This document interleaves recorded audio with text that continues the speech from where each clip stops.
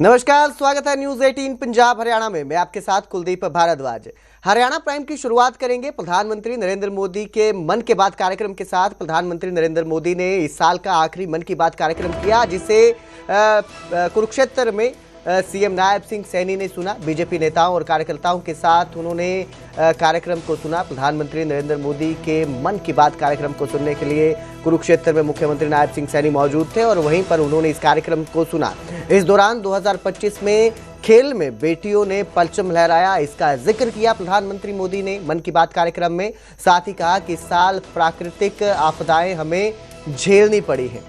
तो आखिरी ये मन की बात कार्यक्रम था इस साल का 2025 का, और इस दौरान प्रधानमंत्री ने इस साल जो भी घटनाएं हुई हैं उनका जिक्र भी मन की बात कार्यक्रम में किया। वंदे मातरम के 150 साल पूरे होने का जिक्र भी प्रधानमंत्री मोदी ने मन की बात कार्यक्रम में किया। वहीं महाकुंभ की ताकत के बारे में भी उन्होंने बात की। 2025 ने भारत को आत्मविश्वास से भरा, प्रधानमंत्री मोदी ने यह भी अपने कार्यक्रम में कहा। साथ ही कहा कि साल 2025 खेल के लिहाज से यादगार रहा। ऑपरेशन सिंदूर देश का गर्व बना।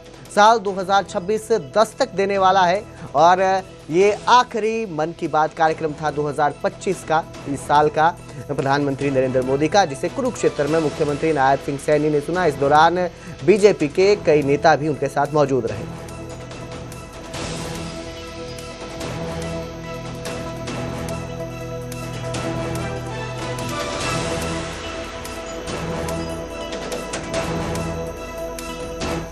आज सोनीपत के दौरे पर रहेंगे मुख्यमंत्री नायब सिंह सैनी। कुछ देर में सोनीपत पहुंचेंगे। खरखोदा में विकास रैली में शामिल होंगे। सीएम के दौरे को लेकर तैयारियां पूरी हो चुकी हैं, सारी व्यवस्थाएं कर ली गई हैं। तो मुख्यमंत्री नायब सिंह सैनी यहां पहुंचेंगे, विकास रैली में शामिल होंगे और इस दौरान लोगों को, जनता को संबोधित भी करेंगे।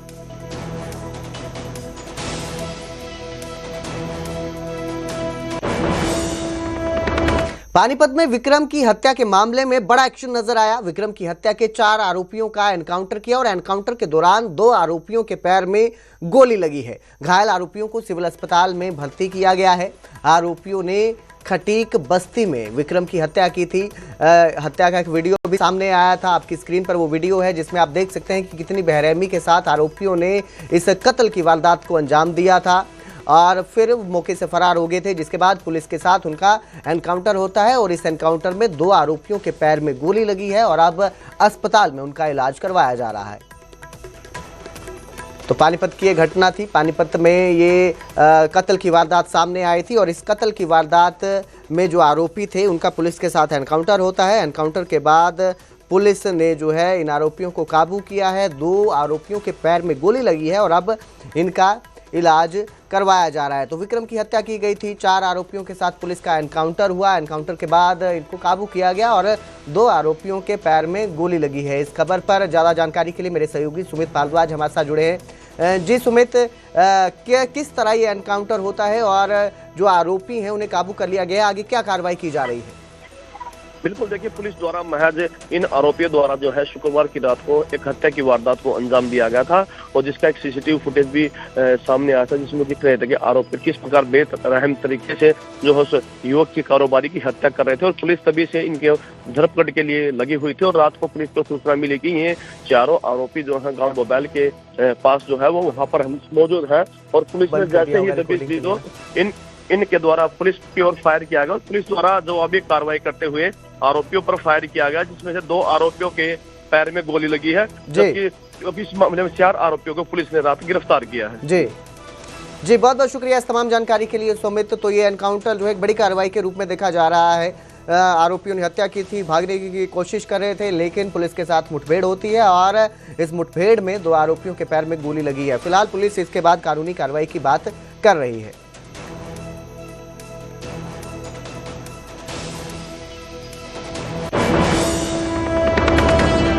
पुलिस ने भले ही अब अपना एक्शन शुरू कर दिया हो, लेकिन विक्रम की जिस तरह से सरेआम इन हत्यारों ने हत्या कर दी थी, उससे पुलिस की कार्यप्रणाली अभी भी सवालों के घेरे में है। ऐसे में अब एक रिपोर्ट के जरिए हम आपको विक्रम की हत्या के पीछे की वजह और उसमें पुलिस की क्या भूमिका रही उसके बारे में बताते हैं।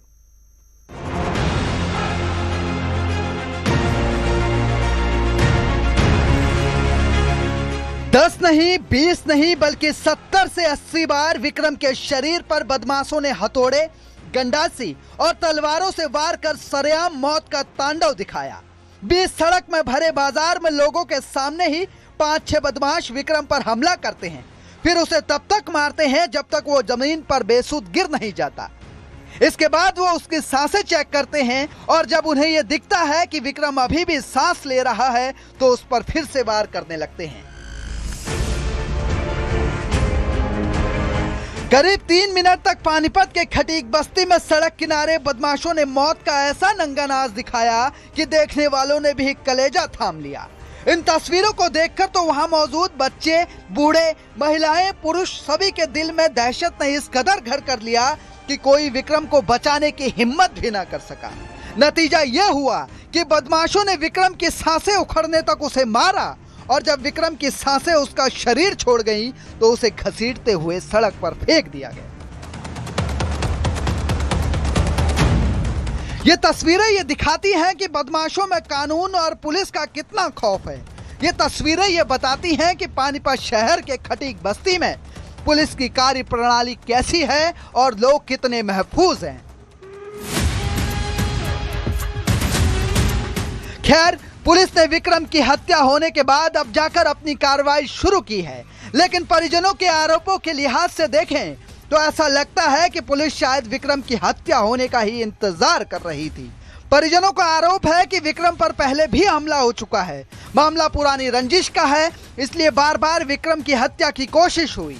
इसको लेकर पुलिस में शिकायत भी दी गई, लेकिन तब पुलिस ने बदमाशों को गिरफ्तार करना जरूरी नहीं समझा।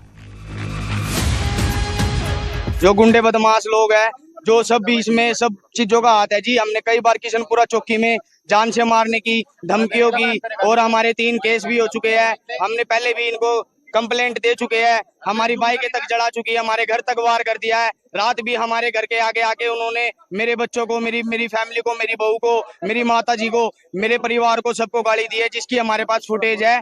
और इन्होंने सब ने जो सब हथियार ले हुए थे, जो भी सदस्य उनके साथ आए थे मारने वाले लड़के। लोगों के दावे के मुताबिक इस इलाके में पुलिस की मुस्तैदी तो ऐसी है कि पिछले 6 महीने में 4 हत्याएं हो चुकी हैं। इन हत्याओं के बाद कुछ दिन बदमाशों को जेल में सलाखों के पीछे रखा तो जाता है, लेकिन उसके बाद वो बाहर निकल आते हैं। और वैसे भी किशनपुरा चौकी तो भ्रष्टाचार की चौकी है हमारी। वहाँ पर हर तरह का कारोबार होता है। रंगे हाथों पकड़वा, दारू वहाँ बिकती है, खुलेआम सप्लायर है। ऐसे ड्रग्स के सप्लायर वहाँ है, जुए के सप्लायर वहाँ, सट्टे के सप्लायर वहाँ, ठीक है जी। औरतों तक देह व्यापार तक का धंधा हमारे कॉलोनी के अंदर होता है। किशनपुरा चौकी के अंदर जो आदमी एक बार आ जाता है वो दोबारा ट्रांसफर करवा के जाना पसंद नहीं करता। 6 महीने के अंदर तक उनके 4 मर्डर हो चुके हैं और बाहर आ जाते हैं। कब से काम कर रही है ये तो कई सालों से कर रहे हैं। एक और हरियाणा के डीजीपी ओपी सिंह अपराध पर कंट्रोल करने का दम भरते हैं और दूसरी ओर ये तस्वीरें हैं जो समाज में डर बढ़ा रही हैं। ये तस्वीरें ये बता रही हैं कि आज हरियाणा में बदमाशों को पुलिस का खौफ तो है ही नहीं। अगर होता तो सरेआम विक्रम की यूं हत्या नहीं होती, ना ही हत्या करने के बाद बदमाश फिल्मी स्टाइल में धमकी देकर कानून और पुलिस का मजाक बनाते। पानीपत से सुमित भारद्वाज, न्यूज़ 18 पंजाब हरियाणा।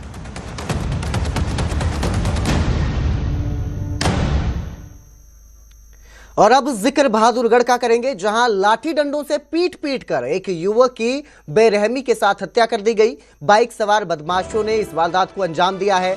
दरअसल क्रिकेट खेलने के दौरान हुए विवाद के बाद हत्या की वारदात को अंजाम दे दिया गया। एक और युवक पर आरोपियों ने जानलेवा हमला किया है और बहादुरगढ़ का ये सारा मामला है। बाइक सवार बदमाश आते हैं, युवक की लाठी डंडों से पीट पीट कर हत्या कर देते हैं। बेरहमी के साथ पीटा जाता है, मारपीट की जाती है और ये सब सिर्फ क्रिकेट खेलने के दौरान हुए विवाद के बाद जो है उपजा था, जो हत्या कर दी गई।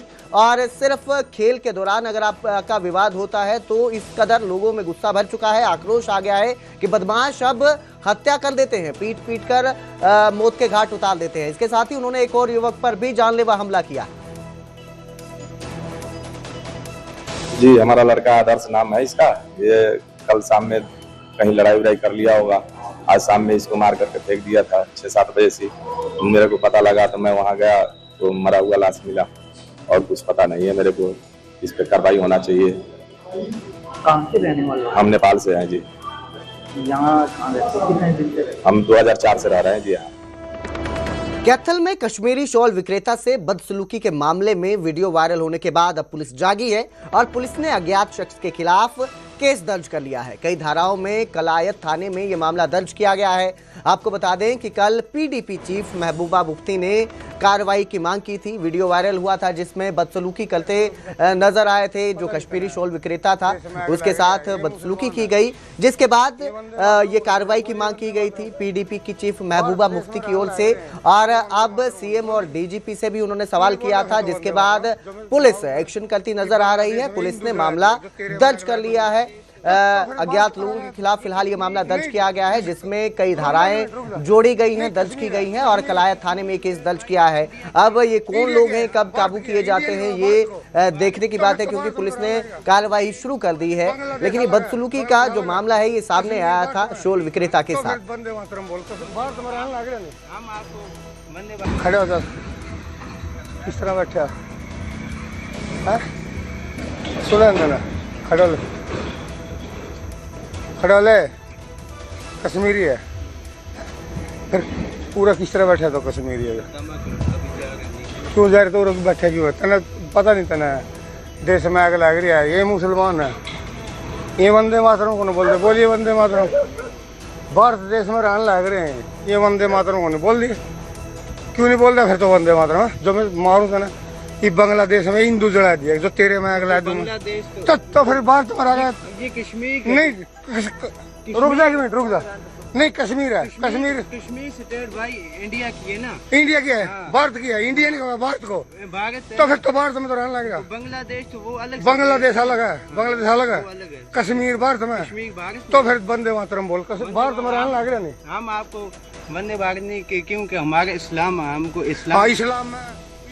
वीरेंद्रपुरी मेरे सहयोगी हमारे साथ इस खबर पर ज्यादा जानकारी के लिए जुड़े हुए हैं। जी वीरेंद्र, जो ये मामला है इस पर केस दर्ज कर लिया गया है, आरोपियों तक कब तक पुलिस पहुंच सकती है, क्या इसको लेकर जांच किस तरह से आगे की जा रही है? देखिए, इस मामले पर ये 2-3 दिन पहले का मामला है और इस मामले में पुलिस के द्वारा त्वरित कार्रवाई की गई है। जैसा कि जो इल्तिजा मुफ्ती है उसके द्वारा भी एक ट्वीट किया गया था, जिसके बाद पुलिस का जो कैथल पुलिस है वो हरकत में आई और हरकत में आने के बाद कैथल एसपी से भी बात हुई थी, जिसके बाद लगातार पुलिस इस मामले की छानबीन कर रही है और इसमें कल ही 422 नंबर एक एफआईआर दर्ज हुई है, जिसमें 353(1)C, 196C और 200 BNS की जो धारा 299 है उसके तहत मामला दर्ज कर लिया गया है। लेकिन इसमें फिलहाल जो मामला है वो अननोन के खिलाफ दर्ज किया गया, लेकिन पुलिस पूरे मामले की जो है देखरेख कर रही है, पूरी जांच कर रही है और जो भी दोषी होगा उसके खिलाफ कड़ी कार्रवाई जो है की जाएगी। जी वीरेंद्र, ये जो वीडियो सामने आया था, किन लोगों ने ये वीडियो बनाया है, इसको लेकर जांच में कुछ सामने आया है अभी तक?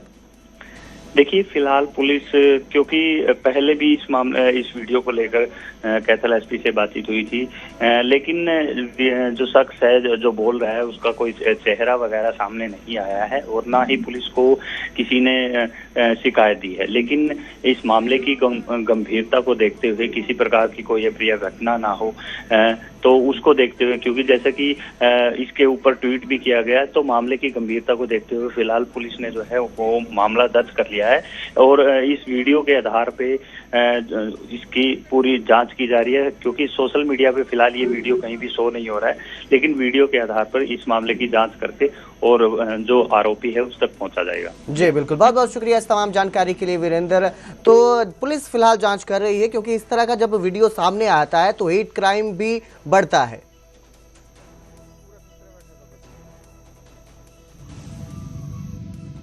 सोशल मीडिया पे एक मैसेज वायरल हो रहा था जिसमें हेट स्पीच की बात सामने आई थी, तो उस पर सुओ मोटो कॉग्निजेंस लेके हमने थाना कलायत में अपराध दर्ज किया है और जो वीडियो देखने पे पता चला कि भाई ये जो वीडियो है वो कलायत थाना क्षेत्र के अंतर्गत गांव बाता आता है, वहाँ का है।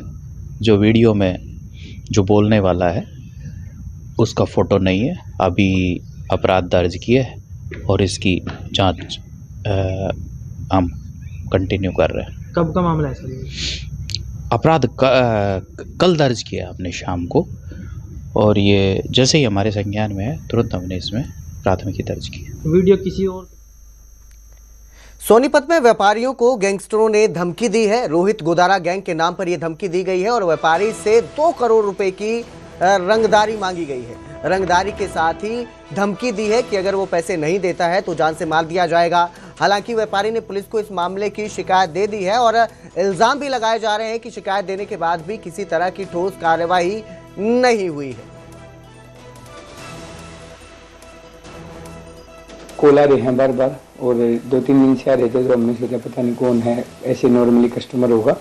लेकिन फिर जैसे ही उस पर ऑडियो आई तो जैसे बताया जा रहा है कि ऐसे ऐसे गैंग है, रोहित गोदारा गैंग बता रहे हैं और महेंद्र डडलाना होगा कोई भाई, तो इस टाइप की बताए जा रहे हैं कि भाई 2 करोड़ रुपये आप दे दो, नहीं तो ये जितनी आपकी 130 ब्रांच है इनको हम नुकसान पहुंचा देंगे। जो आपने दुबई में ब्रांच को लिए पहले न्यूट्रिशन की, उस पर नुकसान पहुंचा देंगे। तो 130 ब्रांच है जो हमारी इंडिया में, पूरी इंडिया में या दुबई में। सिर्फ हमारा मेन स्टोर है जो बालगढ़ चौक पे है, जो जहाँ पे मैं आता हूँ कभी कभार, और जो हमारी ब्रांच है हमारे नाम से, लोग हमारे नाम पे वहाँ पे जाते हैं। प्रोडक्ट की क्वालिटी की गारंटी हम लेते हैं, क्योंकि जो भी ब्रांच वाला होता है, जैसे कई भाई है, जींद वाला भाई है, उसकी 3-4 ब्रांच है, उसने ऐसी मेहनत करके चीज बनाई है। मैंने जो हमारी कमिश्नर ममता जी हैं उनसे बात हुई थी, बट वो छुट्टी पे थी, और उनके जो नीचे हैं या शायद डीसीपी मैडम थी, परवीना पी थी, वो बोले कि हम कानून की तरफ से आपको पूरी हेल्प करेंगे।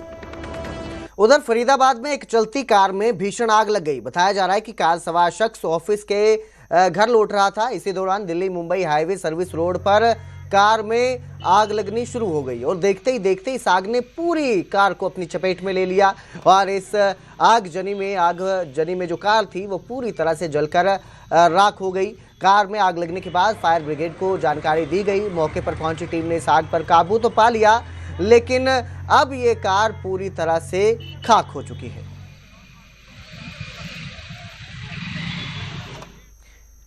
हरियाणा में धुंध का सितम लगातार जारी है। इस बीच हादसों की संख्या में भी बेतहाशा बढ़ोतरी हो रही है। यमुनानगर में भी धुंध की वजह से बड़ा हादसा हुआ। यहां का कैथल रोडवेज की एक बस ट्राले से टकरा गई। इस हादसे में बस में सवार कई यात्री घायल हो गए।